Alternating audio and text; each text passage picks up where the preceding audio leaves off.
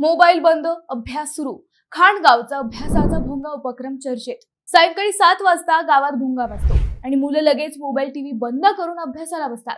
सध्या अहिल्यानगरमधील एका छोट्याशा गावाच्या भन्नाट उपक्रमाची राज्यभर चर्चा सुरू आहे. डिजिटल युगात लहान मुलांचे मोबाईल आणि टीव्हीचे वाढते व्यसन हे पालकांसाठी मोठी चिंता बनली आहे. मात्र संगमनेर तालुक्यातील खाणगाव ग्रामपंचायतीने यावर एक भन्नाट उपाय शोधला आहे.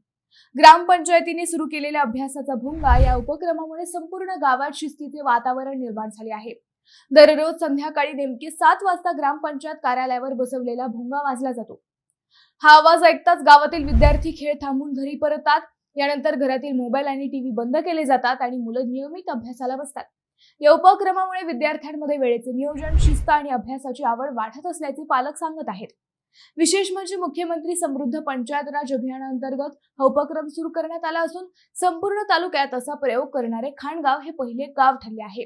तर मग मंडळी, तुमच्या गावातही असं अभ्यासाचा भोंगा सुरू व्हायला हवा का? कमेंट करून नक्की सांगा.